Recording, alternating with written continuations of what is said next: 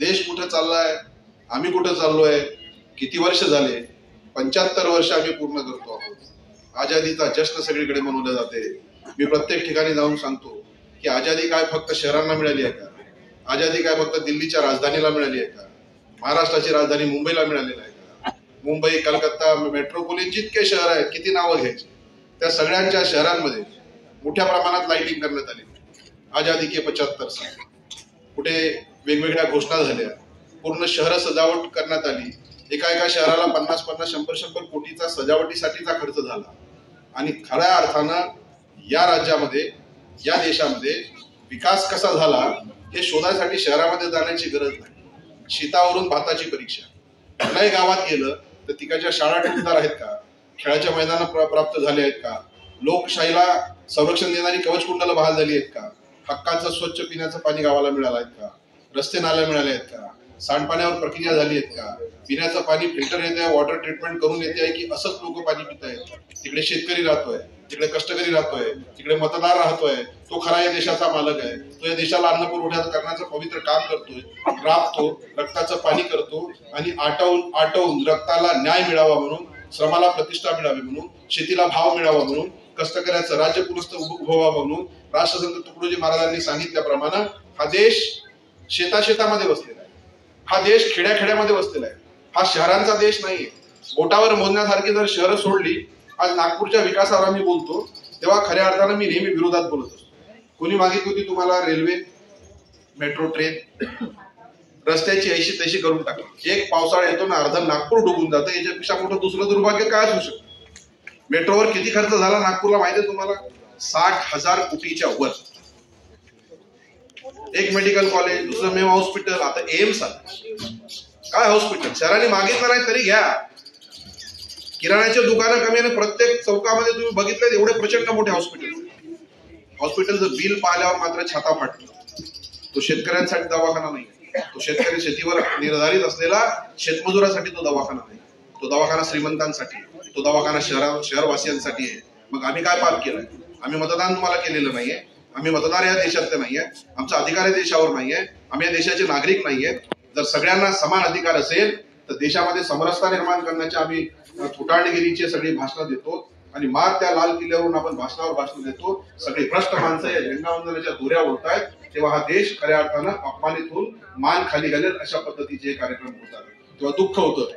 झेंडावंदन कोणाच्या हाताने करायचं असेल तर तो श्रेष्ठ असला पाहिजे, विचारवंत असला पाहिजे, कीर्तिवंत असला पाहिजे, यशवंत असला पाहिजे. त्याच्याकडे आचार विचाराचं देवाणघेवाण करण्याचा संवादाची क्षमता असली पाहिजे.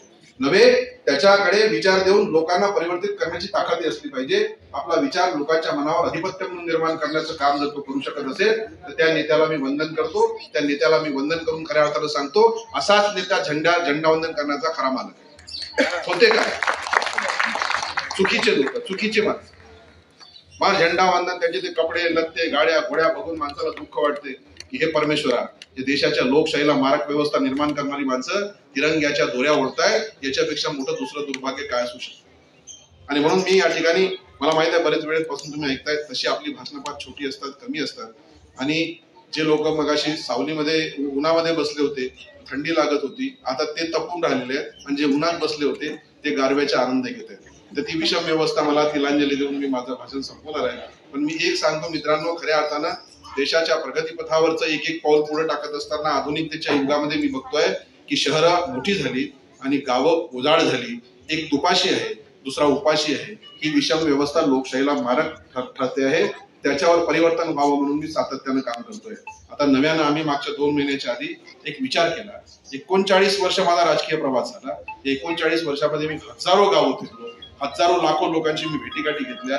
जेव्हा मला 2.5 लाख मतं मिळत होती तेव्हा या जिल्ह्यातले किती लोक माझ्यावर प्रेम करत असतील. शहर सोडून त्याचे आकडे तुमच्या डोळ्यापुढे ठेवा. मग मला वाटते परमेश्वर हे माझे देवदूत आहे, यांचा आशीर्वाद माझ्या मागे.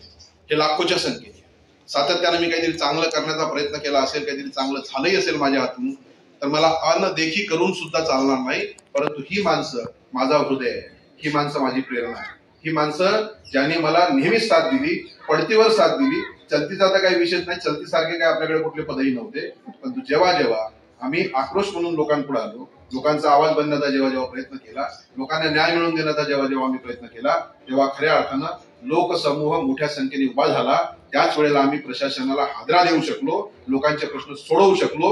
लोकशक्ती ही चळवळीची पहिली परिभाषा.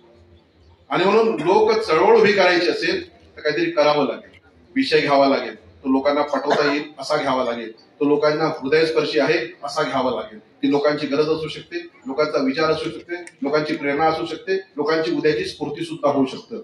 म्हणून आम्ही एक विषय निवडला. नरेश, आम्ही ठरवलं की चलो गाव की ओर, आता शहरात नाही. आणि म्हणून 39 वर्षाचं राजकारणाला सगळे जवानीचं वय दिल्यानंतर आता माझ्यासारख्या माणसाला असं वाटतं की आम्ही खऱ्या अर्थानं जर कोणावर अन्याय केला असेल तर तो शेतकरी. कृषीप्रधान हे राज्य आहे, जरा जा गावाकडे बघा त्याचे काय हाल. त्याच्या नावाने कुठल्या योजना आहेत तर त्याला मिळत नाही, त्याच्यातही दलाल आहे. मागाल त्याला शेततळे, किती लोकांना गावात शेततळे भेटली, किती गरीब शेतकऱ्यांना शेततळे भेटली. मागाल त्याला विहिरी, काय गोष्ट.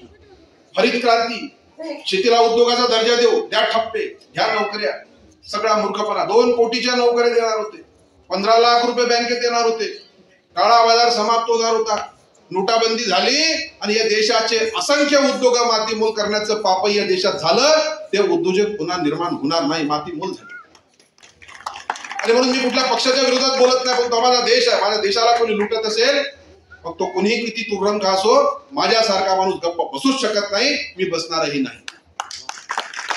आणि म्हणून विषय येतो की तुम्ही काय देत चालले भावी पिढीला. तुम्ही जा जरा त्या शेताकडे, तिकडे बघा, इलेक्ट्रिकची लाईन मिळते बिचाराला त्याला 12 वाजेच्या पुढे रात्री, सिंगल फेसची लाईन. बिल मात्र मीटर असो नसो 2 एकर वाल्याला 5,000चं बिल तिसऱ्या महिन्यात, 4 एकर वाल्याला 5,000चं बिल, 10 एकर वाल्याला 5,000चं बिल, वर्षाला 4 बिल, 3 महिन्याप्रमाणे 20,000चं त्यांनी बिल द्यायचं. अरे पावसाळ्यात आम्ही पाणी घेत नाही हे कोणाला सांगायचं. हिवाळ्यामध्ये आमच्या पिकाला आम्ही एखादं पाणी घेतो, कसं 5,000 रुपयाचं बिल होऊ शकतं.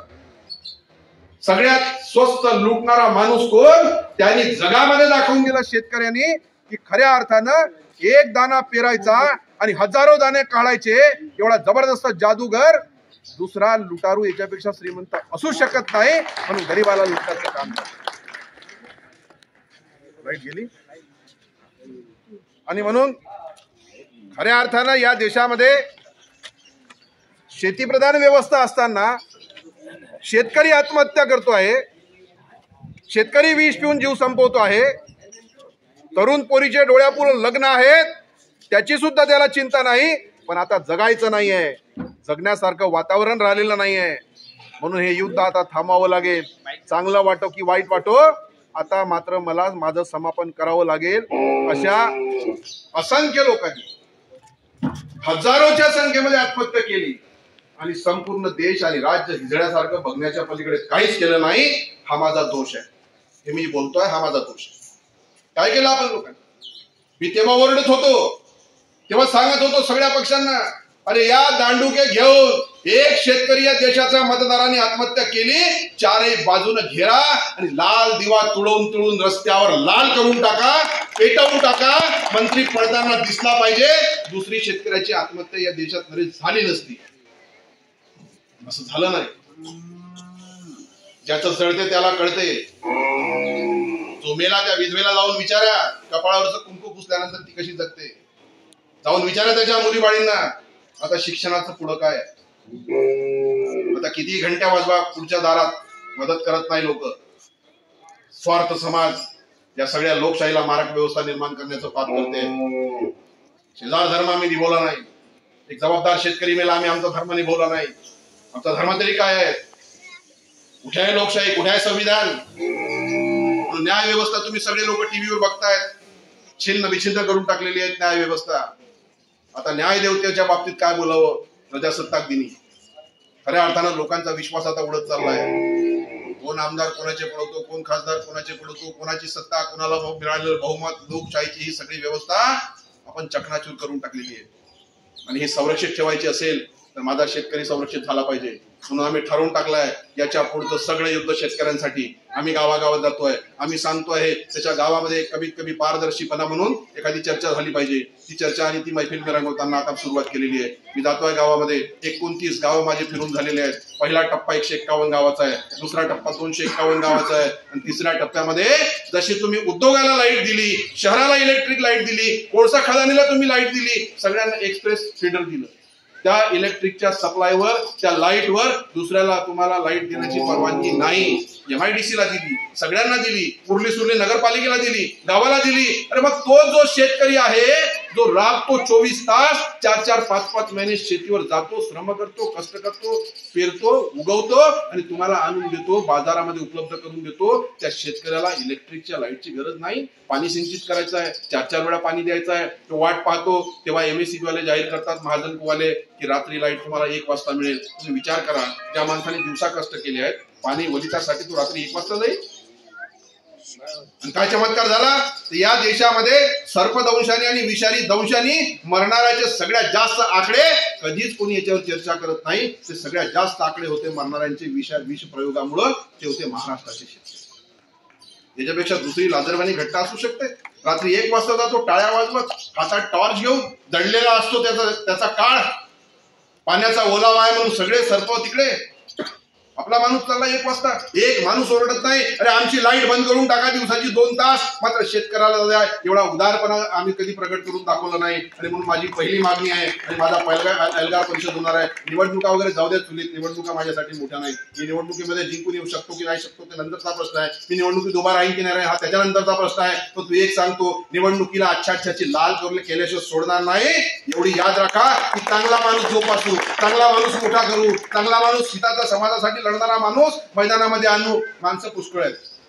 पैशाने निवडणुका जिंकल्या जाऊ शकत नाही. पैशाचा तमाशा महिनाभर असतो, 2 महिने असतात, 4 महिने असते. पण निवडणुकीच्या वेळेला लोकजागृती आणि लोकांच्या हृदयाला स्पर्श करणारी सगळी व्यवस्था निर्माण करा. आपल्याला काहीच लागत नाही, आपण ते जादू करावं. आणि म्हणून मी ठरवून टाकलंय की मित्रांनो, माझ्या शेतकऱ्याला 24 तासाच्या हक्काची लाईट मिळावी, त्याला मीटर मिळावं, त्यांनी जेवढी लाईट वापरली त्याचं तेवढं बिल द्यावं आणि खऱ्या अर्थानं त्याच्या शेतीला संसाधनाचं एक मोठं साधन द्यावं. त्याच्याकडे आम्ही बघतो, माणसाच्या डोळ्यात अश्रू येते. पेज धरण बनवलं तुम्ही कोणासाठी? शेतकऱ्यांसाठी. किती पाणी देणार आहात? 20%, 25%, 50%. एक वेळा त्याचं आरक्षण जाहीर करून टाका. 11 मोठे धरण विदर्भामध्ये बनले आणि शेतकऱ्यांना आम्ही शेतीसाठी किती पाणी देणार आहोत याचं आरक्षण सुद्धा आम्ही जाहीर करत नाही. याच्यापेक्षा नतभ्रष्ट राजकारण काय असू शकते? हा खरा प्रश्न. पेज धरण आलं, आपण भंडाराला वाहणारी नदी अडवली, त्याच्यावर ते धरण बनवलं, म्हणून पेजला खऱ्या अर्थानं भंडाराला पाणी द्यावं लागतं. त्या धरणाचं 30% पाणी आम्ही भंडाराला देतो. नागपूर ओरडत होतं, स्वतःच्या पिण्याच्या पाण्याचं धरण बनलं नाही, 5-25 किलोमीटरवर एखादी नदी अडवली नाही, पाण्याचं साठवण केलं नाही, आणि 12 महिने आम्हाला किती पाणी लागतं ते पाणी आम्ही निर्माण केलं नाही. आणि त्याच्यामुळे एक पाप झालं की जेव्हा हे धरण बनलं तेव्हा तात्पुरता करार करण्यात आला होता की शहराला सुद्धा पिण्याचं तात्पुरतं पाणी द्या, आमचं धरण आम्ही बनवून टाकू, तुमचं शेतकऱ्यांचं पाणी आम्ही शेतकऱ्यांना देऊन टाकू. मित्रांनो, या धरणातलं 30% पाणी नागपूर शहराला, कॉर्पोरेशनला आम्ही टेम्पररी अग्रीमेंटवर दिलाय. 30% पाणी झाले 60%, उरले 40%. खापरखेडा आणि कोराडी वीज औष्णिक केंद्राला 29% पाणी आम्ही देऊन टाकलंय उद्योग बनवून. 90% झालं. 1% लिकेज. कुठलंही धरण मातीत दिसेल तेवढं कोरडं ठेवता येत नाही, म्हणून 5% रिझर्व्ह वॉटर बँक झाले. 95%. उरले 5% ते मिळतात माझ्या शेतकऱ्याला. अशी कशी ही लोकशाहीची विडंबना आम्ही बघतो. का लोक ओरडत नाही? का लोक लढत नाही? शेतकरी लढू शकणार नाही, तो कमी शिकलेला आहे. शेतमजूर काम कष्ट करतो, राबतो आणि खऱ्या अर्थानं रक्ताचं पाणी करतो. त्या माणसाकडे ओरडण्याची, बोलण्याची, लिहिण्याची आणि प्रशासनापुढे जाण्याची धाडस आणि हिंमत त्याच्याकडे नाही. ते कसे जुटवेल? आणि तुम्ही बघत असाल या विदर्भाच्या 11 जिल्ह्यांमध्ये आणि 2-4 आजूबाजूचे जिल्हे, जवळपास 15-16 जिल्हे आपण जर अभ्यास केला तर तुमच्या लक्षात येईल. या जिल्ह्यांमध्ये शेतकरी चळवळी नष्ट झालेल्या आहेत, शेतकरी संघटना संपलेले आहेत, शेतकऱ्यांचे आंदोलन संपलेले आहेत. शेतकरी एकजूट नाही, मग त्याला वीज दिली काय, नाही दिली काय, तो ओरडू शकत नाही. तलावाला गेला कोणाला, कोणी ओरडत नाही, त्याच्यावर लिखाण होत नाही. विहिरी कोणाला दिल्या, विहिरी कोणाला विकल्या. हे भडवीचे इतके हरामखोर आहे. गरिबांसाठी येणारा शौचालय संडास तो सुद्धा यांनी श्रीमंताच्या नावानं चेक काढून विकून टाकला. संडास ज्यांनी विकून टाकले त्याच्याकडून विकासाचा मॉडेल डोळ्यापुढे कसा ठेवू शकतात? आणि मला माझं लढायचं शेतकऱ्यांसाठी. त्यांना काय शाळा दिल्या? त्यांचे मुलं नाहीत, त्यांना शिक्षणाची इच्छा नाही. असे आर्मीचे अधिकारी म्हणून एखादं त्यांच्या मुलांनी बनवू नये, असे पोलीस कर्मचारी त्यांच्या मुलांनी बनवू नये, असे राजकीय लोक त्यांच्या मुलांनी बनवू नये. जर त्या संपूर्ण व्यवस्था तुम्ही डोळ्यापुढे ठेवली, तुमच्या लक्षात येईल की भारतरत्न डॉक्टर बाबासाहेब आंबेडकरांनी सांगितलं होतं की शिक्षण वाघिणीचं दूध आहे.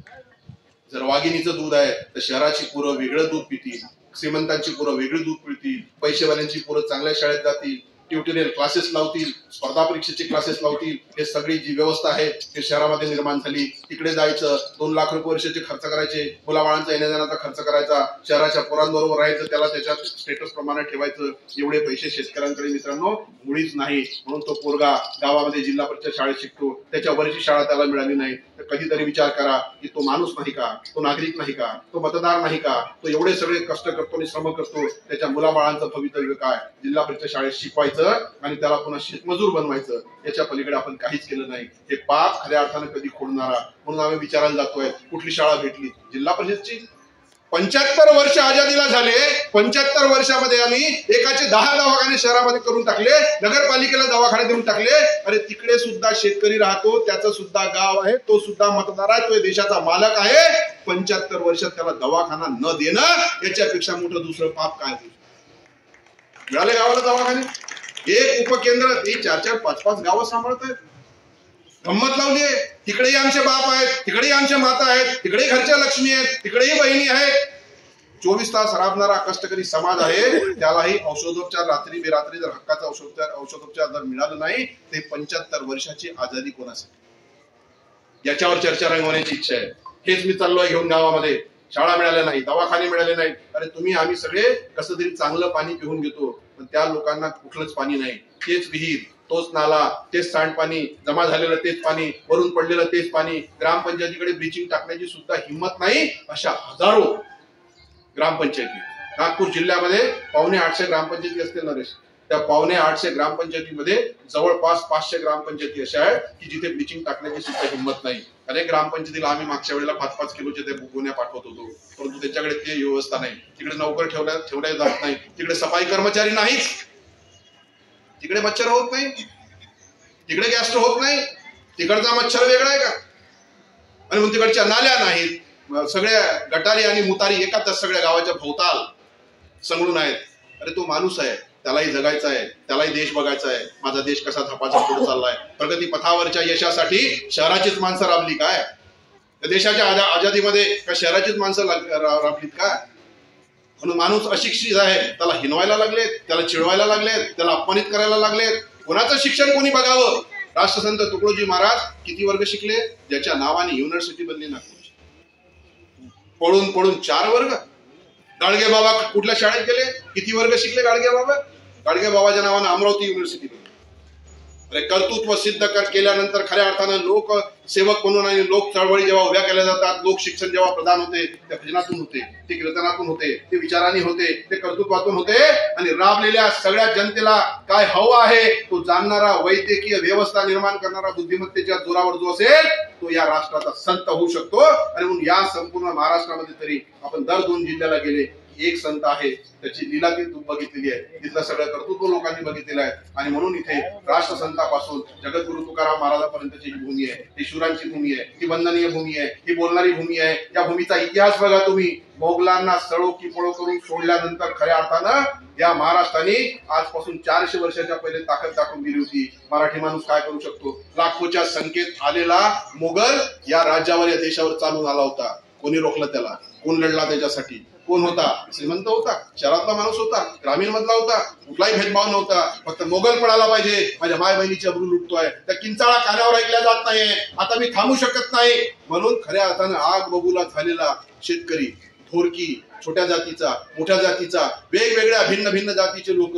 छत्रपतींच्या नेतृत्वामध्ये एकत्र आले. शिवाजी महाराजांनी क्रांती केली, युद्ध झालं, लढले आणि बोटावर मोजण्यासारखे या महाराष्ट्राच्या भूमीतले मराठे लढले आणि देशाला आणि जगाला दाखवून दिलं आमच्या पुढं कोणी नाही. मातीचा टिळा लावला की आम्ही स्वतः क्रांतिकारक बनतो. हे सगळे इतिहासातून सिद्ध झालं. तेव्हाच या महाराष्ट्राचा सुवर्णाक्षराने इतिहास जन्माला आला. मी मित्रांनो खऱ्या अर्थानं 1-2च गोष्टी सांगू. मला माहिती आहे खूप बोलावं असं वाटतं. एखाद्या वेळेस आपण वर्षातून 2 वेळा 15 ऑगस्ट आणि 26 जानेवारीला भेटतो. माझ्या ज्या जबाबदाऱ्या मी ते पार पाडत असतो. समाज चळवळ निर्माण केल्याशिवाय आणि माझ्या गावाला शेतकऱ्याचा न्याय दिल्याशिवाय समरसता निर्माण झाली नाही. समरसतेला मातीमूल करण्याचं काम झालं. राजकीय सांडांनी समरसता मातीमूल करण्याचं काम या भूमीत केलं. हे मोठ्या मनाने मान्य करावं लागेल. मी जिकडे जातो तिकडे विचारतो लोकांना, अरे आमचा कायदा कसा आहे, आमचं प्रशासन कसं आहे, आमचं शासन कसं आहे, निवडणुका कशा होत आहेत, आम्हाला अधिकार काय आहे, शासनाला काय अधिकार आहे, आम्ही सुरक्षित कसे राहू शकतो. मी सगळ्यांना सांगतो की बांधवांनो, खऱ्या अर्थानं हा देश कायद्याच्या चौकटीमध्ये चालला पाहिजे. म्हणून भारतरत्न डॉक्टर बाबासाहेब आंबेडकरांनी या देशाला खऱ्या अर्थानं संविधान दिले. संविधानाच्या चौकटीमध्ये आम्ही चळवळी करतो. आम्हाला आंदोलनाचे अधिकार काय आहेत, आम्हाला लिखाणाचे स्वातंत्र्य किती आहे, आम्हाला बोलण्याची आझादी किती आहे, आम्ही कुठल्या व्यवस्थेवर बोलू शकतो, एक आम नागरिक प्रशासनाच्या पुढे छातीचा कोट म्हणून आपल्या अधिकारासाठी लढू शकतो. ते सगळे अधिकार बहाल झाले संविधानानं. मी गावात जातो, चळवळी करतो, शेतकऱ्यांमध्ये जातो, त्याला विचारतो तुला रस्ता भेटला नाही, तुला स्वच्छ पिण्याचं पाणी भेटलं नाही, तुला हक्काची शाळा भेटली नाही, तुला हक्काचा दवाखाना भेटला नाही, पोरांना खेळण्यासाठी मैदान भेटलं नाही, ट्युटर क्लासेस भेटले नाही, एखाद्या वेळेस लाईट गेली तर त्याचा कोणी मायबाप नाही, असं सगळं उजाड झालेलं गाव. अरे तू सुद्धा या मुख्य चळवळीमध्ये आला पाहिजे. मी तिथे विचारतो लोकांना, इथेही विचारतोय की मित्रांनो, जो संविधान आम्हाला या देशाला दान झालं, त्या देशाला संविधानाची चौकट निर्माण झाली, त्या संविधानामध्ये आम्ही कुठे आहोत हे कधीतरी तपासण्याचं काम कोणी केलं का? इथं उपस्थितांनी हात वरती करून सांगावं आणि हात जोडून देवाला, परमेश्वराला, आत्म्याला साक्षी ठेवून सांगावं की किती लोकांनी या देशाचं संविधान वाचलं. करा हात जरावर. मी विचारणं चाहतो, मी चर्चा करणं चाहतो की कसं संविधान तू वाचलंय, कुठलं संविधान तू वाचलंय, किती अनुच्छेद आहेत, किती कायदे आहेत, तुला चौकटी किती दिलेल्या आहेत, तू कसा वागणार आहे, तुला मतदानाचे अधिकार किती बहाल झालेले आहेत. इथे एक तरी माणसानं सांगावं की मी हक्काचं संविधान वाचलंय. म्हणजे मी हा कार्यक्रम झाल्यावर त्याच्याबरोबर चर्चा करेल. मलाही आवडेल की एक माझा साथीदार भेटलाय. मी गावाला संविधान द्यायला चाललोय. गावात संविधान नाही आहे नरेश, ग्रामपंचायतीत संविधान नाही. संविधानाची किंमत किती आहे? 650 रुपये. गरीब माणूस ते संविधान सुद्धा घेऊ शकत नाही. हे या देशाचं दुर्भाग्य आहे. म्हणून आम्ही ठरवून टाकलंय, मी आहेत माझ्याबरोबर ते वराडे, डॉक्टर वराडे, आमचे हे बंडूभाऊ कापसे आहेत, आम्ही सगळे शेतकरी कष्टकरी महासंघाचे सदस्य आहोत. याच्यात कोणी अध्यक्ष नाही, याच्यात कोणी उपाध्यक्ष नाही, याच्यात कोणी सचिव नाही. प्रत्येक माणूस शेतकरी आहे. प्रत्येक माणसाला सातबारा आहे. तो शेतीमध्ये राबतो, त्याला शेती येते, शेतीच्या संवेदना त्याच्या डोक्यामध्ये आहेत. अशीच माणसं आम्ही गोळा केली आहे. आणि मग आम्ही सगळ्यांनी ठरवून टाकलाय, ज्या गावात जातो आम्ही एक संविधान देऊ. अरे कीर्तन चालतात महिनाभरचे, भागवत कथा चालतात 15 वाड्याचे, मोठमोठाले संत येतात, 20 25 लाख लोकांना आपण संविधान, आपण हे सगळे कार्यक्रम करून देतो. किती फी त्याची? कुठले संत आहे ते? अरे आमचा संत तर ज्या दिवशी जन्माला आला राष्ट्रसंत तुकडोजी महाराज, त्या दिवशी त्याच्या घरावरचे छपडं उडून गेले होते. असे संत आहेत त्या महाराष्ट्रात. आजचे संत महाराष्ट्रामध्ये एका कार्यक्रमाचे 25 लाख, एका कार्यक्रमाचे 30 लाख, येण्या जाण्याच्या एसीच्या तिकिटा, विमानाच्या तिकिटा, पोलिसांचा तगडा बंदोबस्त. कुठं चालले हे संत? ही संत महिमा लोकशाहीला संरक्षणाची कवच कुंडल बहालच करू शकत नाही. फक्त सोम आहे संतांचं. आणि म्हणून मी या संतांच्या विरोधात आहे. मी आता चळवळी उभे केले. मी गावागावात जाऊन सांगतोय, अरे खरं भागवत जर करायचं असेल, खरं कीर्तनाने गाथा पारायण करायचं असेल तर हे थोडंसं दुसऱ्या टप्प्यावर करू, पण पहिल्या टप्प्यावर कमीत कमी या देशाचं संविधान लोकांना अर्पण होऊ शकलं पाहिजे. संविधानाचं वाचन करा, संविधानाचं कीर्तन भरवा, संविधानाची गाथा घेऊन जा, गावागावात चर्चा करा. शिकलेला शिक्षक गावाला वाचून दाखवेल, ग्रामपंचायतचा सचिव गावाला वाचून दाखवेल आणि त्याला शिक्षित करेल, त्याला प्रशिक्षित करेल. त्याचा छाता मोठा होईल, डबल होईल, दुगणा होईल, हिंमत दुगणी होईल आणि तो माणूस सशक्त महाराष्ट्राच्या उभारणीमध्ये आपला मोलाचं योगदान करेल. ते संविधान गावागावाला अर्पण करण्यासाठी आता आम्ही चाललोय. आम्ही 100 संविधान आता आम्ही प्रिंट केले. आम्हाला प्रिंटिंग मध्ये पडले 310 रुपये लागतात. मला सांगण्याचं तात्पर्य असं आहे, संविधान जर वाचलं नाही तर आपल्यासारखा अनपढ माणूस कोण असू शकतो? संविधान दिलं कशासाठी? संविधानाचा वापर कुठं होणार आहे?